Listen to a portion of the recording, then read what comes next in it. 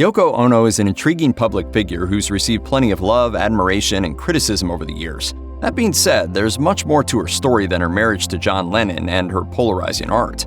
This is the untold truth of Yoko Ono.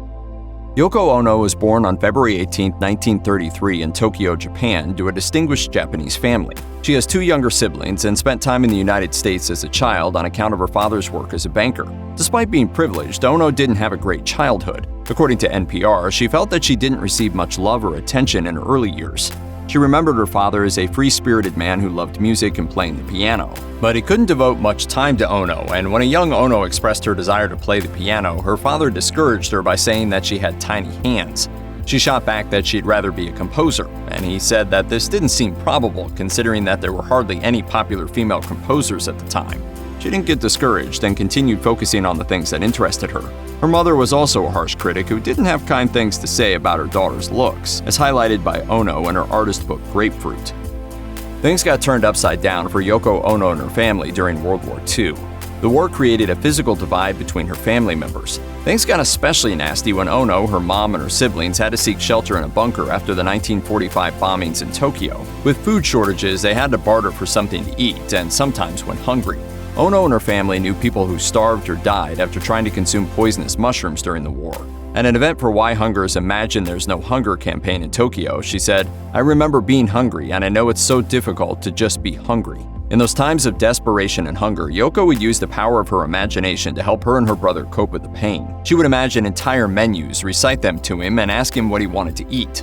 And you imagined a meal then? Imagine made a lot of things for me. Meanwhile, Ono's dad was captured as a prisoner of war, and his family had no idea where he was for nearly a year. Even after the conflict ended, Ono felt confused by the cultural context. She once said, "I remember being in film theaters where the baddies were always Asian. When the lights went up, I thought, am I a baddie too?" Yoko Ono was different from the beginning, and she doesn't hesitate to own up to it. According to Hello Giggle, she was the first woman to enroll in the philosophy program at Gakushuin University. She didn't finish her studies there, however, and eventually transferred to Sarah Lawrence College in New York. According to biography, Ono didn't finish this program either, and eloped with her lover instead. Ono was heavily drawn to the arts and did her best to learn as much as possible. Her first mentor was renowned artist Lamont Young, but Ono's early work wasn't accepted by the public, with some seeing it as too progressive. According to Neil Beerham's book Yoko Ono, Collector of Skies, Ono didn't receive praise for her efforts even as a child. When she mentioned that she'd like to pursue writing, her teachers told her that her work was, quote, hard to categorize. According to Stanford News, Ono especially liked instructional art and came up with painting to be stepped on.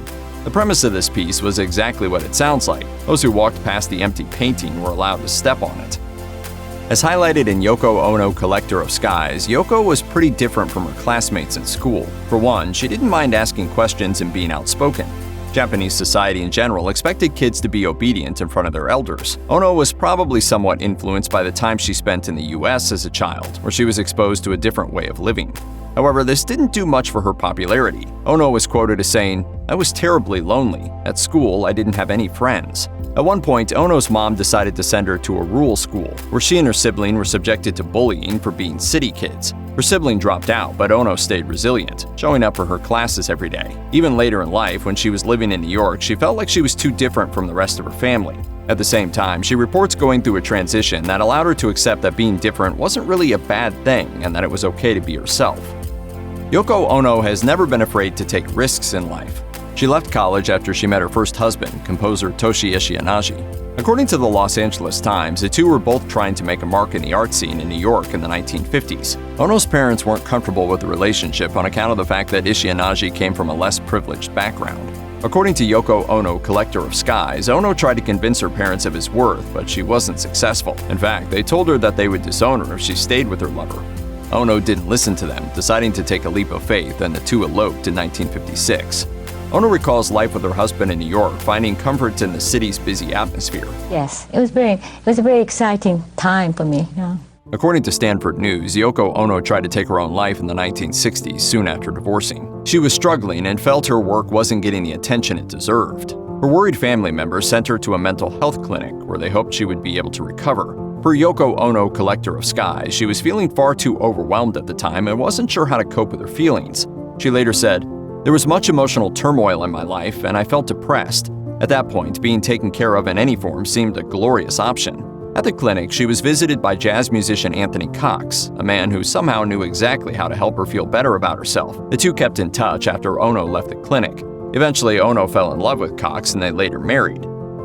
Yoko Ono and Anthony Cox divorced in 1962. Their separation turned rather ugly, and Cox ended up going off the grid with their daughter Kyoko. According to The Guardian, Ono didn't see her only daughter for many years, from when Kyoko was 8 to when she was 31. When Ono was married to John Lennon, the two of them made efforts to find Kyoko, reportedly traveling from America to England, Denmark, and Spain before suing for custody in the U.S. Virgin Islands, where Ono and Cox's divorce had been filed.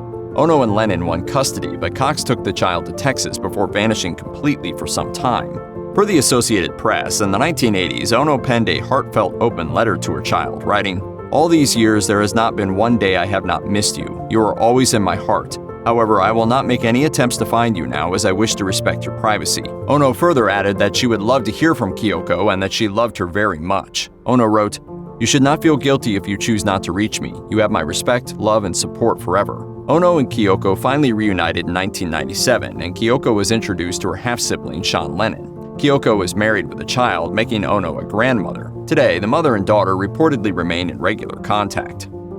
Tragically, Yoko Ono has lived through several miscarriages. According to an Uncut piece, one of these experiences inspired the John Lennon and Yoko Ono album Life with the Lions. In the late 1960s, Ono had been taken to the hospital due to a possible miscarriage. Her husband stayed by her side and made music, expressing his feelings through the songs that he wrote. These tunes went on to become Life with the Lions. The pregnancy ended in miscarriage, and the couple ensured that their son, John Ono Lennon II, had a private burial. Around this time, Lennon pleaded guilty to possession of marijuana, although the couple said that the drugs were planted, and his solicitor argued that the stress of the police raid had contributed to Ono's miscarriage. In 1975, at the age of 42, and after 3 miscarriages, Ono gave birth to Sean Lennon. According to the New York Times, Lennon expressed his joy at the birth of his second son, saying, "I feel higher than the Empire State Building." While Yoko Ono has been passionate about music for a very long time, it took a long time for her to get any kind of attention for her work. For many years, her performance art and unconventional musical style was subject to, quote, mockery, incomprehension, and even rage, as described by The Guardian. But according to another article by The Guardian, she was fairly confident about her work despite not receiving much validation.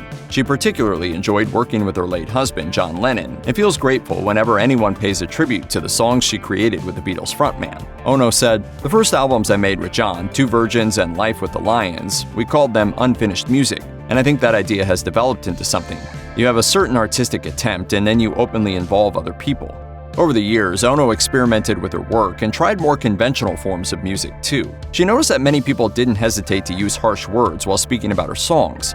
She said that fortunately she didn't get affected because her dad was such a strict musician himself.